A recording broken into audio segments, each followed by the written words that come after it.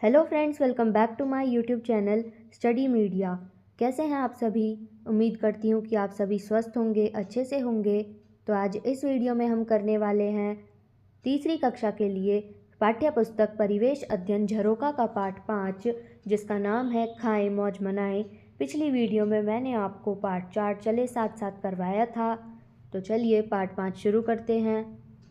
School में fun day. आज कक्षा में बड़ी चहल पहल है, सभी बच्चे खुश हैं।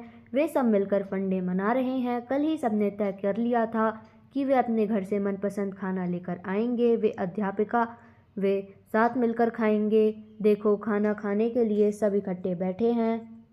मैं पुलाव लाया हूँ, मैं चूरमा लाया हूँ, मैं पाव भाजी, मैं पूरी और आलू की सब्जी लाई हूँ। मेरी माँ ने तो दाल चावल बनाए हैं। मैं मिस्सी रोटी और खीरे का रायता लाई हूँ।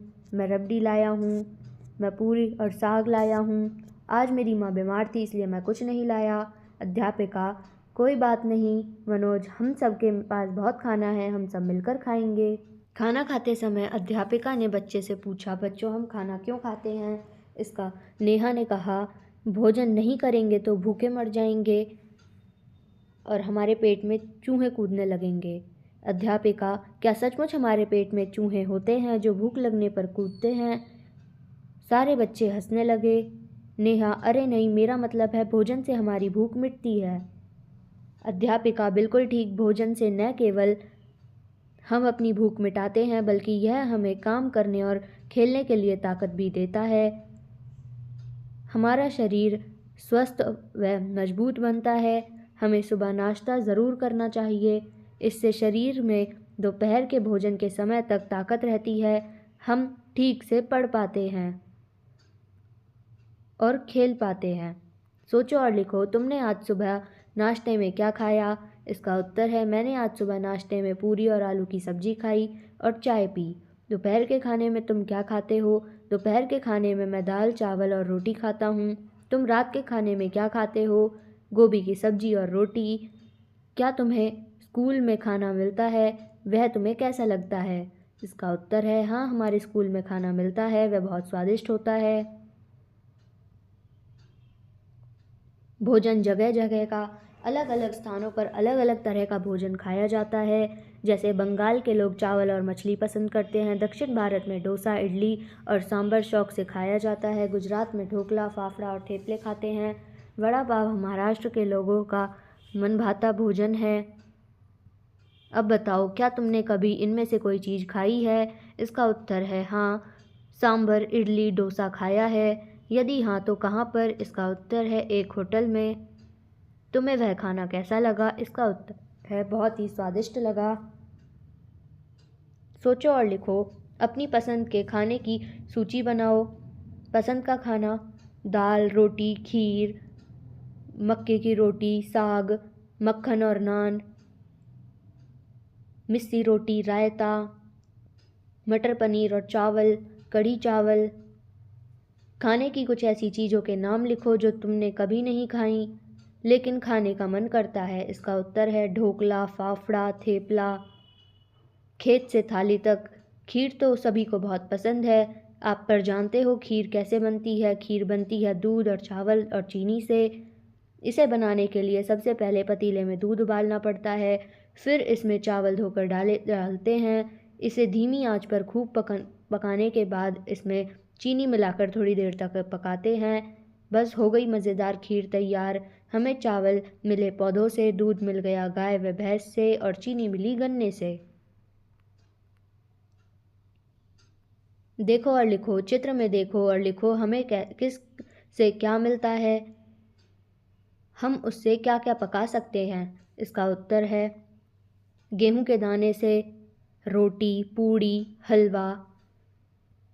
चावल के दाने से खीर, पुलाव। बाजरे के दाने से बाजरे की रोटी, खिचड़ी। मटर के दाने मटर पनीर, आलू मटर की सब्जियाँ, आलू गोभी, आलू प्याज की सब्जी, आम, आमचूर, आम रस।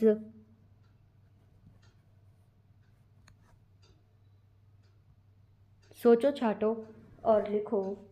नीचे दी गई सूची में पेड़ पौधों से मिलने वाली चीज़ों के चारों ओर हरे रंग से और पशुओं से मिलने वाली चीज़ों के ओर लाल रंग से गोला बनाओ।